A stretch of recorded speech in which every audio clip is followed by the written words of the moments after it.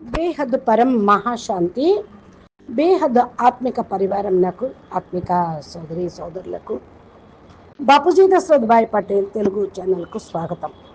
ఈరోజు పురుషార్థం నాకు బాపూజీ చెప్పినటువంటి సందేశము, పిల్లలు మీరు మీ పాత్రను, ఇతరుల యొక్క పాత్రలను, ఈ పంచతత్వాల యొక్క ప్రపంచమును సాక్షిగా ఉండి చూస్తూ ఉండండి.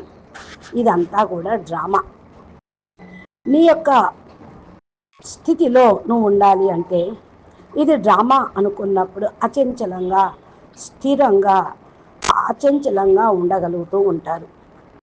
ఈ యొక్క శరీరము తాను కాదు అని భావించండి. మీరు శరీరం కాదు, మనసు కాదు, బుద్ధి కాదు, సంస్కారము కాదు అని ఆత్మస్వరూపాన్ని జ్ఞాపకం చేస్తూ ఉంటే బాపూజీ సమీపంలో కూర్చోగలుగుతారు.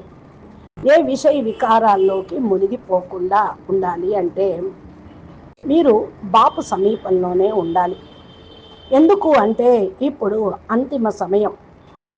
ఈ సమయంలో అంత అశాంతి, అలజడి తోటే నిండి ఉంది. ప్రతిదీ కూడా లాస్ట్ స్టేజ్లోకి వచ్చేస్తూ ఉంది. అంటారు కదా, వీడ్కోలు తీసుకొని వెళ్ళిపోవటానికి మాయా, ప్రకృతి, సంస్కారాలు అన్నీ కూడా రెడీగా ఉన్నాయి. కాబట్టి మీ లోపల బలహీన సంస్కారాలు ఏమన్నా ఉంటే వాటి నుండి కూడా మీరు బయటపడాలి. వాటిని సాక్షిగా చూస్తూ మీ ఆత్మ ప్రయాణంలో మీరెప్పుడు సన్నిద్ధంగా ఉండాలి. మీ మనసుని పట్టుకొని బాపూజీ దగ్గర తీసుకొని వెళ్ళాలి. ఎందుకంటే మనసు ఎప్పుడు పడేయటానికి రెడీగా ఉంటుంది. మళ్ళీ మళ్ళీ మరి ఎక్కడికెక్కడికో తీసుకొని వెళ్తూ ఉంటుంది. ఇదే సాధన చేస్తూ ఉంటే మనసుని మరల్చుకొని బాపూజీ దగ్గరికి తీసుకొని వెళ్తే బాప్ సమానంగా కాగలుగుతూ ఉంటారు. ఈ యాత్రలో మీరు అలసిపోకూడదు, ఆలస్యము చేయకూడదు, బోరు అనుకోకూడదు. ఈ మూడు మిమ్మల్ని బాపూజీ నుండి దూరం చేస్తూ ఉంటాయి. సోమర్తనం, నిర్లక్ష్యం, ఆలస్యం, ఇవన్నీ కూడా. అలసిపోయామనుకోవటం అంటే బాపూజీతోటి ఉన్న సంబంధాన్ని తెంచేస్తూ ఉంటాయి. అంటే మాయకు ఛాన్స్ ఇచ్చిన వాళ్ళు అవుతారు. వీటికి వశమైపోతే లేజీగా ఉన్న, ఆలస్యం, సోమర్తనంగా ఉన్న మాయకి మంచి ఛాన్స్ లభిస్తుంది. కాబట్టి పురుషార్థంలో చాలా జాగ్రత్తగా ఉండాలి. సదా ఎప్పుడు ఉత్సాహ ఉల్లాసంలో ఉండాలి. నీ లక్ష్యాన్ని మరియు ప్రాప్తులను గుర్తుపెట్టుకో. నువ్వు ఎక్కడికి చేరాలి, నీకేమి లభిస్తున్నాయి అనేది సదా గుర్తుపెట్టుకోండి.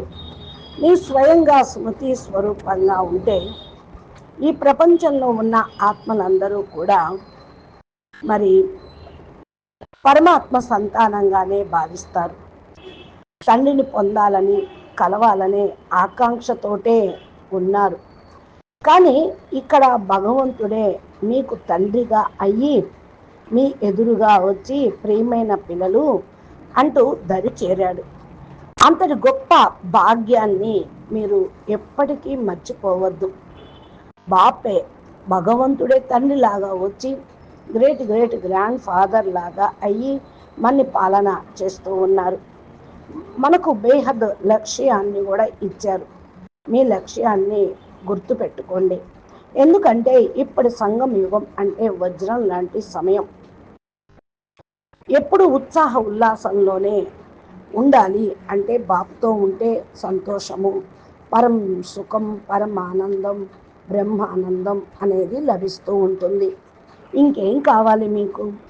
మీ యొక్క అసలైన స్వరూపాన్ని, బాపూజీని స్మృతిలో ఉంచుకుంటే పూర్తిగా మీ కర్తవ్యాన్ని మీరు చేయగలుగుతారు. ఇదే బాప్ సమానంగా మిమ్మల్ని తీర్చిదిద్దుతుంది. ఇదే మిమ్మల్ని విషయ వాసనల నుండి, మనసు నుండి విజయాన్ని చేకూరుస్తూ ఉంటుంది. కాబట్టి మీరు తేలిగ్గా ఉండాలి అంటే సంతోషంగా ఉండాలి, బాపుతో పాటే ఉండాలి. ఆలోచనలు ఎక్కువైతే దోలాయమానంగా ముందుకు వెనుక ఊగుతూ ఉంటారు. ఎందుకు, ఏమిటి అనే ప్రశ్నలు వస్తూ ఉంటాయి. ఇవే మిమ్మల్ని బరువుగా చేస్తూ ఉంటాయి. అప్పుడు లక్ష్యం కూడా దూరంగా అనిపిస్తూ ఉంటుంది. కాబట్టి నిన్ను నీవు సంతోషంగా ఉంచుకో, ఉల్లాసంగా ఉండు, తేలిగ్గా ఉండు. అప్పుడు నీ లక్ష్యాన్ని చేరుకోగలుగుతూ ఉంటావు. తప్పకుండా మరి బాపు దగ్గరికి చేరగలుగుతూ ఉంటావు. అన్నీ బాపూజీనే చూసుకుంటారు. అచ్చా, పరం శాంతి. నమస్తే, ధన్యవాదాలు. బేహద్కే బేహద్ పరం పరం. మహాశాంతి హై, మహాశాంతి హై, మహాశాంతి హై. నమస్తే.